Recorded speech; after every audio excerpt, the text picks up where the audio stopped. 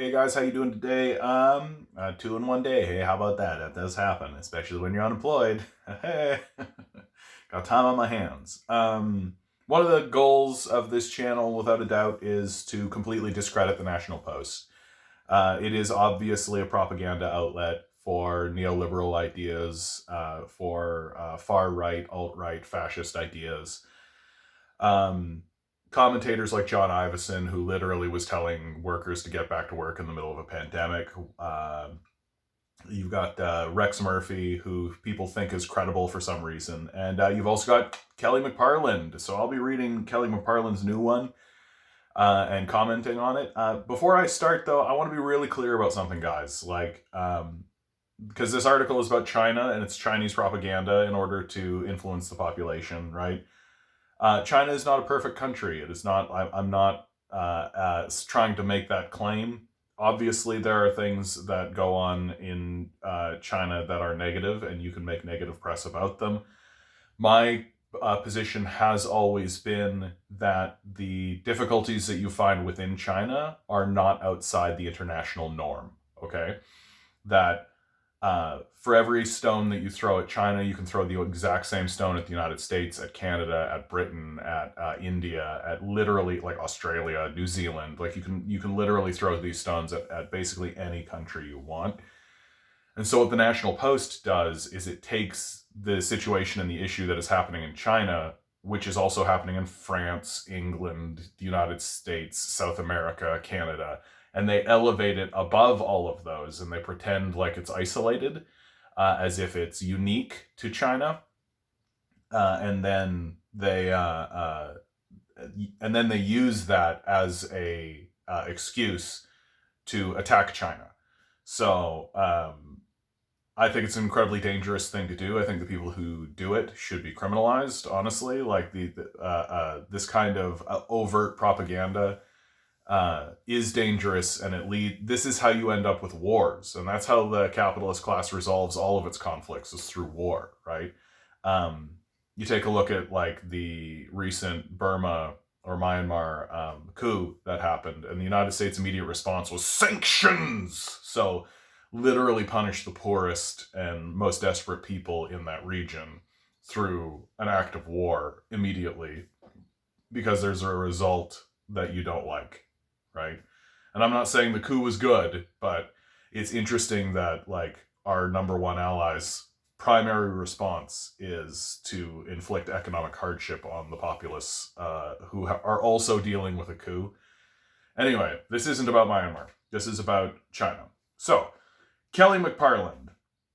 What will it take for the liberals to admit that China is dangerous? China is as dangerous as any other nation, right?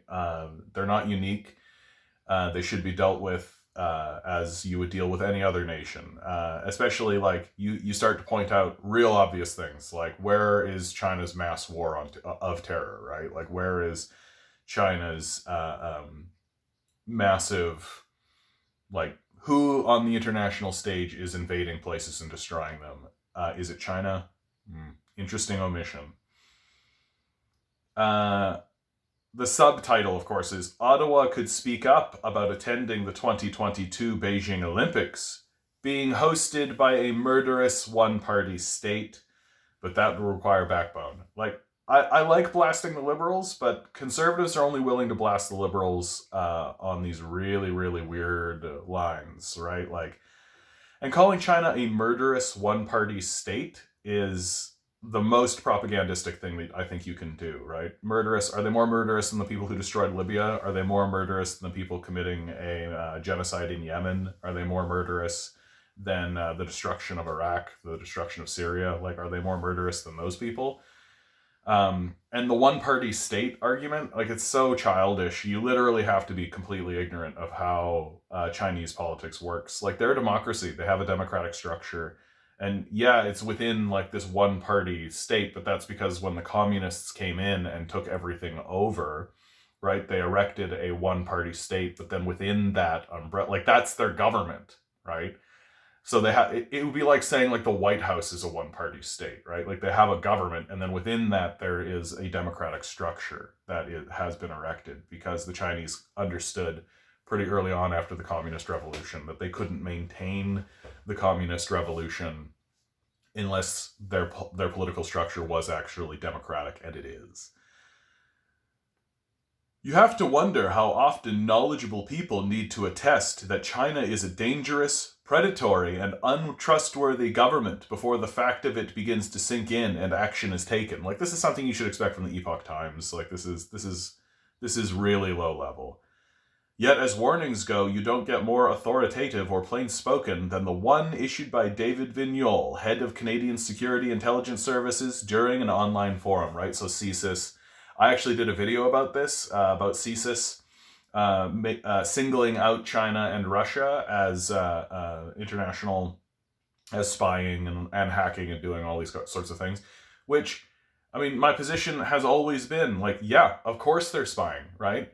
Like, we are selling weapons to the Saudi Arabians, and we are working with the Americans in their ongoing war of destruction. Like, we are the Nazis on the world stage right now. And I don't think that can be debated. If you're Kelly McParland, you're just going to completely ignore that, right? You're going to completely ignore our participation in the destruction of the Yemeni people. You're going to completely ignore all that. And instead, you're going to pay attention to, like, oh, China is spying on us. And my response is outright, like, of course they are. Like, we would spy on the Nazis, right? Like, we definitely would put spies in the Nazis and be like, okay, what are the Nazis doing? I want to know if the Nazis are planning to move against us, right? I would absolutely have spies in there. Quoting, the government of China is pursuing a strategy for geopolitical advantage on all fronts, economic, technological, political, and military, and using all elements of state power to carry out activities that are a direct threat to our national security and sovereignty, Vignol said. Again, like, they're an independent nation. They're pursuing a strategy for geopolitical advantage on all fronts, economic, technological, political, and military. Of course they are, right? Why shouldn't they? Right? Why shouldn't they? They're a nation. They should have autonomy. They should have the ability to pursue their advantages as they see them. And the only reason that what they're doing is a direct threat to our national security and sovereignty is that we consider the Yemeni genocide to be something within our sovereignty, right? That we should be committing a genocide in Yemen. So, and that we should be taking over large sections of the Middle East, and that we should be at war with everybody, right? Like, so of course, if their position is, hey, can we have less of that? Yeah, that's a threat. That's a threat to the national security structure of assaulting and attacking innocent people who are just trying to live their lives. Beijing's hackers attack Canada's biopharmaceutical and health industries, artificial intelligence, quantum computing, ocean technology, and aerospace operations in a relentless effort to steal technology and gather data, he said. Yeah, of course. We're Nazis on the world stage, right? Like, of course they are. I'm just not going to get whipped up into a fervor about it, you know? Like, this is what Kelly McParland is trying to do. They're trying to whip us up into a fervor about it. But if you just sit there and accept it and then go like, oh, yeah, right, we're the Nazis, right? Because we are. It doesn't seem like such a big crying deal, right? Like, and like, it is, of course, alarming because, I mean, we shouldn't be the Nazis on the world stage, right? We should be acting with more compassion and empathy and grace, but we're capitalists, so we're not capable of that. We destroy everything and we steal their resources and we enslave their populations. That's what capitalists do. And if a nation wasn't attempting to see what we were doing and spying on us amidst this, like, a massive global conflagration, it'd be shocking. So, like, why should I care about, I mean, I should care that the Chinese are attempting to spy on us, but they're not really spying on me, right? They're spying on rich people who are enacting these wars, right? Like, I have more in common with, like, the Chinese citizens and the Chinese people than I do with these rich guys who are committing sociopathic genocides across the globe, right? So Kelly McParland's statements here sort of assume my racism and hatred and xenophobia towards China in the first place, which I think is actually pretty accurate. That who he is talking to pretty much directly are the social conservatives that are steadily taking over the Conservative Party. Like the ousting of Sloan only empowered those groups, right? That Sloan, he's still a politician. He's an independent now. He's just not part of the Conservative caucus, but there are plenty of social conservatives within the Conservative Party who Sloan is willing to work with, and who, and the social conservatives are steadily taking over the Conservative Party. And the National Post is going to start talking to them, right? Because shills talk to the people who own them and the powerful, right? And they want to influence the populace in such a way so that when a war goes up against China, the populace will be behind it, right? Okay. In addition, a project supposedly aimed at tracking down corrupt officials and executives outside its borders is routinely used to threaten and intimidate Chinese critics in Canada, with their relatives back home serving as hostages. I mean, this is a pretty outrageous statement to make, honestly, and there's a reason why they don't name names. These activities across the line by attempting to undermine our democratic processes or threaten our citizens in a covert and clandestine manner, said Vignol. CSIS has been watching persistent and sophisticated state-sponsored threat activity for years, and we continue to see a rise in the frequency and sophistication of this threat activity. Yeah, they're getting better at spying against the Nazis, so hard to shrug that off. Not really. Like, once you realize we're the Nazis, it's pretty easy to shrug that off. Even for a government as nervous about this one, about its leaders' past infatuations with the wondrous potential of China's one-party state. Again, the one-party thing, right? Really trying to convince you that they're a dictatorship, really trying to convince you that they aren't a democracy. The National Post will never report on that. They will never actually talk about the Chinese democratic process. They'll just focus on like the whole one-party state thing, completely ignoring the history of China, which, I mean, this is how omission works. They know that they're not talking to very intelligent and well-read people, right? I mean, of course, the people reading the National Post are not that well-read, right? They read the National Post. Statements as candid as Vignol's aren't a daily occurrence in Ottawa. Federal ministers and mandarins alike prefer to bury bad news in a blanket of evasion, obfuscation, and neglect. But the warnings are coming more frequently and in blunt terms. Yeah, we're the Nazis on the world stage. Of course they're coming more frequently. In November, another Canadian security agent, the Communications Security Establishment, identified China, Russia, Iran, and North Korea as dangerous practitioners of cybercrime, with the potential to break into power supplies or other critical infrastructure. I mean, take a look at that. That bunching is very interesting and specific, right? Like that: China, Russia, Iran, North Korea. Who are the people that America has been wanting to invade recently, right? Iran, certainly. North Korea, definitely. So this group of four, right? China, Iran, Russia, and North Korea. Like, these guys are pretty, not tightly aligned to one another. Certainly not Russia. But they share mutual self-interest. Like, Putin doesn't want China to, like, invade him. He doesn't want Iran or North Korea to fall to the Americans, certainly, right? Like, these guys want secure borders for themselves. And of course, China and Russia and Iran and North Korea are going to try to group up against a looming American threat, especially as those Americans destroy their neighbors, right? Like, America invading Iraq and Afghanistan and Syria and Libya and all of these kinds of stuff, it's got to be very alarming if you're interested in national security, right? And the Russians and the Chinese and the Iranians and the North Koreans are absolutely going to do what they need to do to protect themselves during this period of time. Like, we shouldn't be surprised by that, right? We're the aggressors in an ongoing global war. Richard Fadden, a former CSIS director, warned in 2019 that Canada had to shed the blinders of the past and see the world and our place in it as it is, which is a hilarious statement to make when they're refusing to acknowledge who they are, right? Which are the Nazis in the current World War III.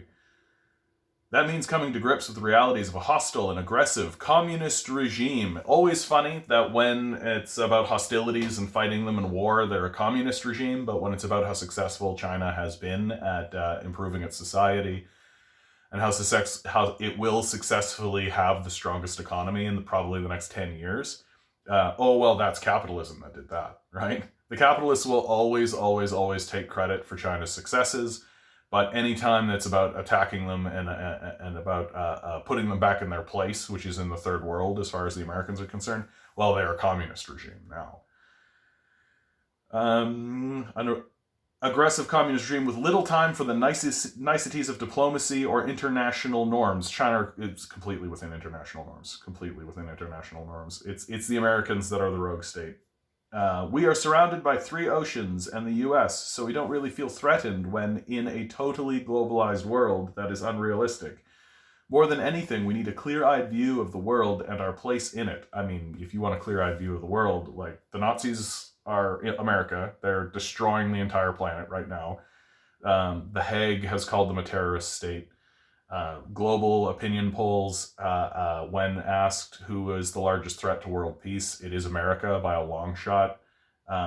So the idea that we are supposed to be scared of China and this sort of fear-mongering surrounding China that's coming out of CSIS and here is being re-reported in the National Post, to me is completely childish.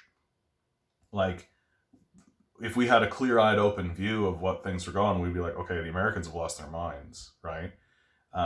We need to do everything we can to disconnect our wagon from that star, right? Like we should. Yet evidence keeps arriving of Ottawa's languid and leisurely approach. Languid and leisurely approach. Approach to what, right? Approach to demonizing China, right? Of course they have a languid and leisurely approach to demonizing, and like they know that like you can't simultaneously say that it's the Chinese who are being hostile and aggressive and not doing diplomacy when you are calling for hostile aggression and a lack of diplomacy, right? Like it's the Trudeau Liberals are content to let a company owned by the Chinese police run visa application center in Beijing. Not a big deal. Like, oh, the police are interested in visa applications. Like, we do the exact same thing.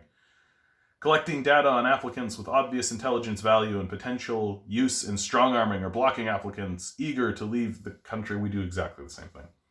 Like, this is literally like fear-mongering to stupid people who don't know anything, right? We do exactly the same thing.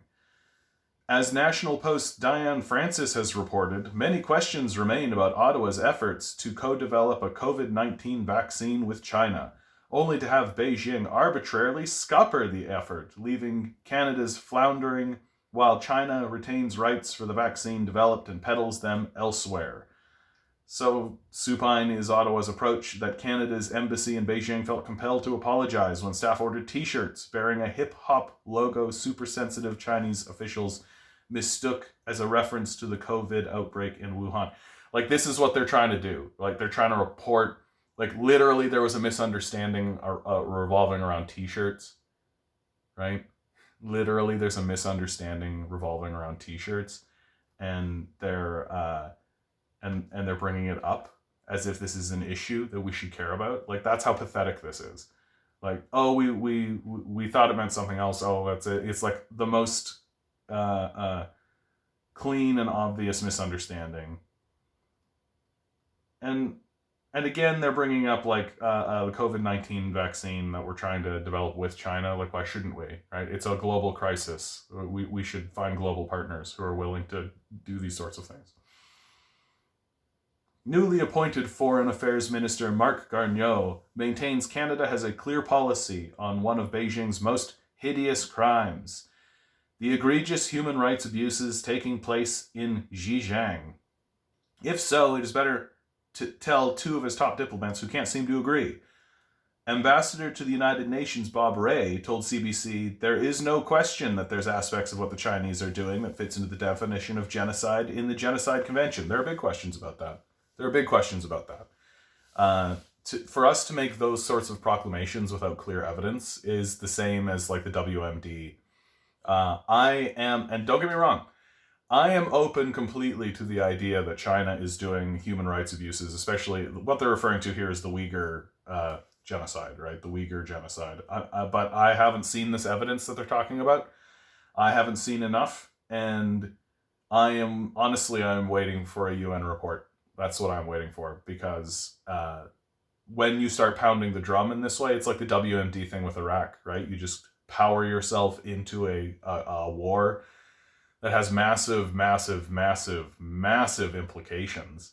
And doing it just because we're supposed to be suspicious of a nation that's obviously, yeah, like they're looking out for their own safety and interests while we literally destroy the rest of the planet around them. Yeah. Ambassador to Beijing, Dominic Barton, isn't so sure and doesn't want to rush into anything. Yeah, we shouldn't. Like, China's a nuclear power. I haven't talked to Ambassador Ray about the particular evidence he has on his side because he doesn't have any.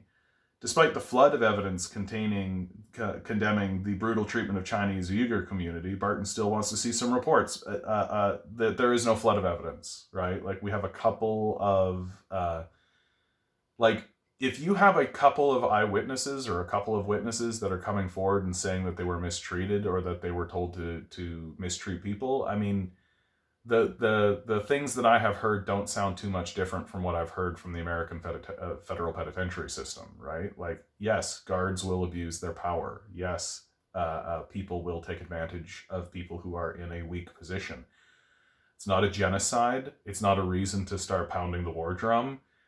It's certainly heartbreaking when you hear these stories, but is it systemic? Is it purposeful? Are there, is it an agenda? Do we have the documentation? Like, when Hitler committed the Holocaust, it was well documented and it was well, stated. They argued for it and they moved on it. And I just don't see those same sorts of things in China.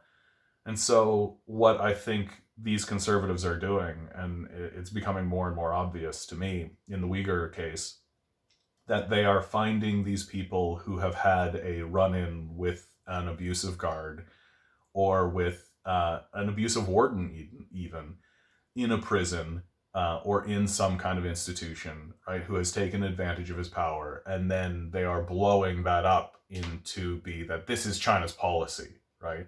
That if a prison guard rapes a prisoner, that's China's policy, right? Like, do you hear how insane that sounds? Like, it sounds insane. And we know for a fact that, like, the same stuff happens currently in the federal penitentiary system in America, like, and here in Canada. So again, China's not outside the international norms on this. Of course, it was something I would like to see improved, but I mean, do we have magic wands? Can we stop making humans humans? We need to have independent people on the ground who can go wherever they want in Xinjiang and collect more information, he said. He's appealing to the UN. That's not likely to happen, as a Chinese spokesperson dismissed US accusations of genocide in Xinjiang as a piece of waste paper. Garneau says he will nonetheless continue to call on China to grant unfettered access to Xinjiang for UN and human rights officials and continue to collaborate with its partners and push for an investigation. Because the UN has been so effective in curbing China's other excesses, right? The purpose of the UN is not actually to curb their excesses, right? The purpose of the UN is to just highlight them and show them and to reveal light, to shine light on what is actually happening. That's the purpose. And of course, like Kelly McParland, a hack from the National Post, is not going to actually understand that, right? The role of the UN is actually very nuanced. It's very difficult. And of course, curbing indicates this sort of sense that we should own China and that we should dominate China, which is Kelly McParland's larger point here, right? This brings up the matter of the 2022 Winter Olympics to be hosted by Beijing. The Trudeau Liberals are downloading the decision on attending to the Canadian Olympic Committee, which of course is mad keen to go. Ooh, mad keen to go, yeah. So keep it hip, Kelly, for the kids. We went to Sochi, didn't we? Can it get more corrupt? It's not corrupt to want to go to the Olympics, dude. Like, it's not corrupt to want to go to the Olympics, and it's childish to state otherwise. Like, every single time the Olympics rolls around, there's some kind of voice saying that, oh, we can't go to the Olympics. Like, the purpose of the Olympics is to act as a vessel for peace. Absolutely, it is a political thing, but like the purpose of the Olympics and the purpose of having the Olympics in places is to show each other and show the world that we are willing to have these sorts of competitive ventures on the world stage peacefully. And these calls for us to not go to the Winter Olympics because it's being held in China, because you are taking a couple of eyewitness reports or a couple of statements and blowing it up into Chinese policy. while meanwhile your main ally, as well as yourselves, are pretty guilty of doing very similar sorts of things, and we don't call that a genocide. Like it's childish, right? It's just childish. Except that it's extremely dangerous, because we are talking about a nuclear power that is interested in attacking and assaulting another nuclear power. That's the United States attempting to invade and disrupt the Chinese government, right? That's obviously what they're trying to do. You can argue forever about whether boycotts work or not, but not awarding the games to murderous one-party states. I mean, this statement, murderous one-party states. If you wanted to discredit yourself faster, that I don't think you could, right?